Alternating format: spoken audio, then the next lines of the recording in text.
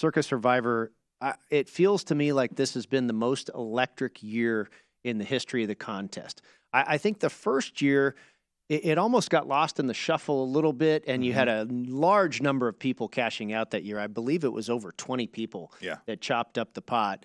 And then I think the drama heightened really in the second year. And I remember we just had 5 winners. They were all sitting in that booth like you were talking about. Why don't you want to just sit there and watch the Lions game with Derek? Had all 5 of them sitting there in the booth at Circa watching the game last year, and they all 5 won. And now this year, it just seems like it's gotten progressively more dramatic every season. And maybe that's because there's more participants. That could be part of it as well. But it feels like the tension this year is through the roof, Mike. It really is, Brady. I mean, I think this contest is everything I think Derek Stevens imagined it could be, and even more, right? Yeah. The rate of elimination that we saw this year was incredible. For the first 7 or 8 weeks, right? And then it slowed down, but initially it was unheard of because it has everything. Like if you were a professional athlete, and as a professional athlete, I could relate to like the thrill of victory and the agony of defeat. With absolutely. Survivor, right? I mean, Mad Dog. I mean, it's like the thrill of victory or the thrill of being the sole person to win Survivor is right there.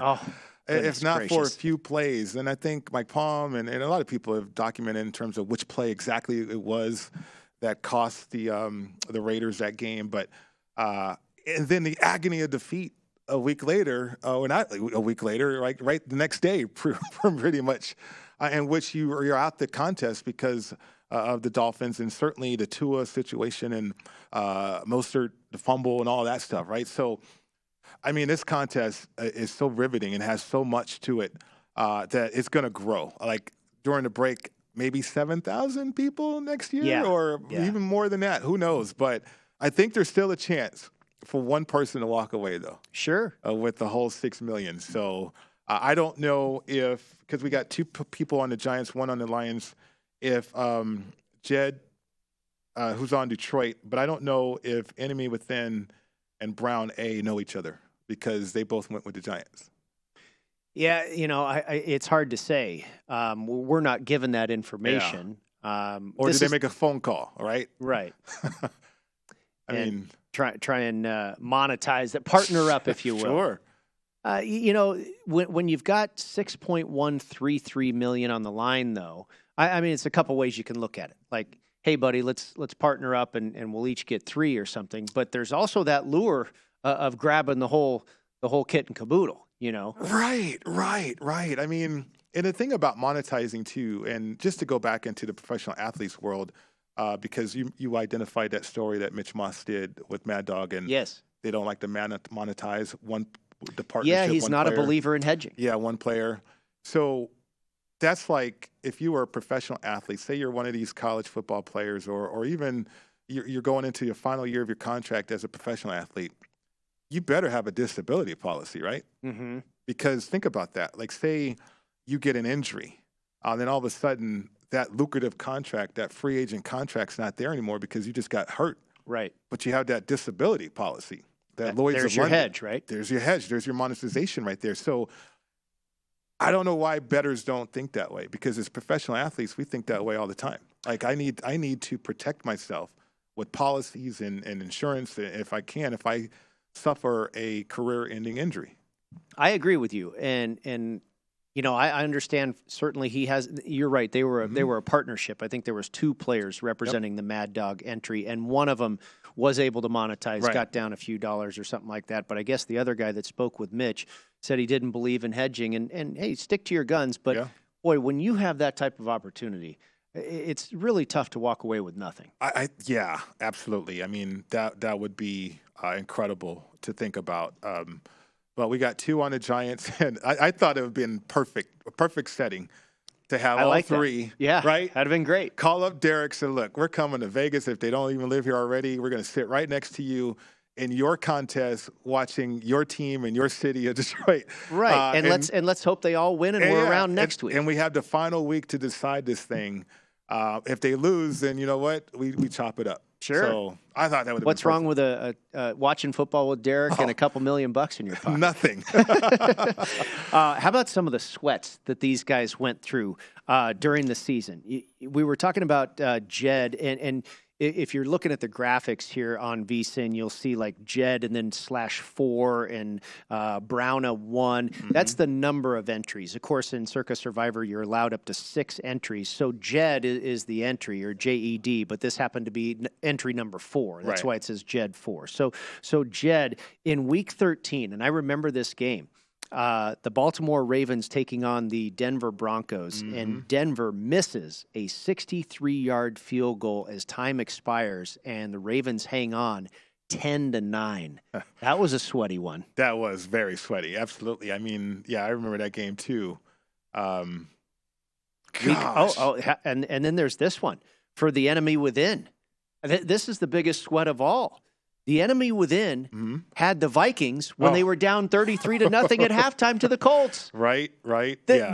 He's got to be your winner, Mike. That guy has too much luck riding on his side right now. I tell you what, the enemy within, and he's teamed up with, he's got the Giants too, right? Yes, he's on the Giants. Yep. So he's going against the Colts again, and I can't blame him. Okay, they've been good to him. I know. I'm looking at that game again right now, Brady.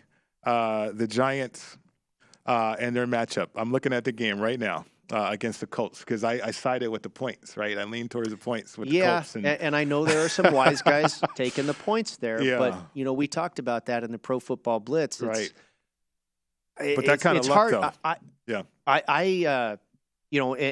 And going back to the Pro Football Blitz, my analysis of why I didn't bet this game was I didn't want to lay points with the Giants, but there's no way I can really back the Colts. They just keep getting worse week after week.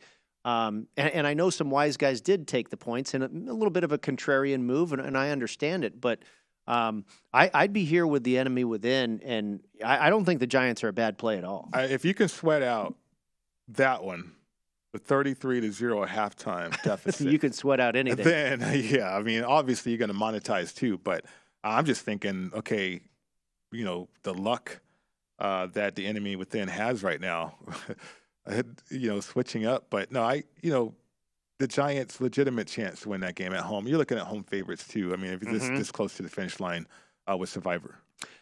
Brian Ortega, our producer. Brian, we need to get the enemy within on the football contest show, whether it's next year, next week, at some point this spring or whatever, and talk about that sweat.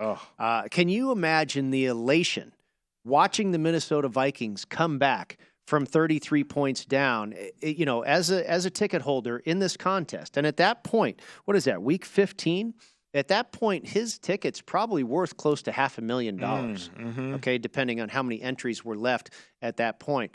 And the Vikings have been good to this guy. This was the guy I thought that maybe not, but the Vikings, of course, kicked a game-winning field goal earlier in the year to get this guy another win. I thought it was enemy within that had that one, too. Well, to use the Vikings that late in the year, too. Think about that. Very good. Because I think all year long, the Vikings, they were used earlier on, one of the more popular picks, I think, for the bulk of Survivor participants. But to save the Vikings to week 15 and that matchup against Indy, because I remember the Indy. I mean, I know it played out differently through the year for Indy. Obviously, the Jeff Saturday and all that. But even at the beginning of the year, some people thought Indy could have the roster or the caliber of getting through the playoffs. So, How about this one, Mike? Enemy within in week 12. Call it week 12B. That's Thanksgiving, I believe. And I remember this game because I was on the Falcons.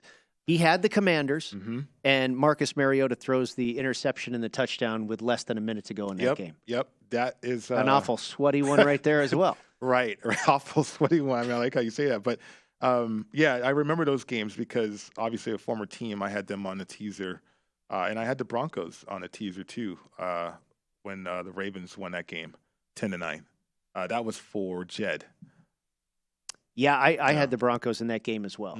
And then, of course, I mean, this guy has been really put through the ringer here down the stretch. And then, of course, he has the Steelers in the Christmas Eve game. They scored the game-winning touchdown with 46 seconds left on the clock. Go to VEASAN.com/subscribe to become a VEASAN Pro subscriber today.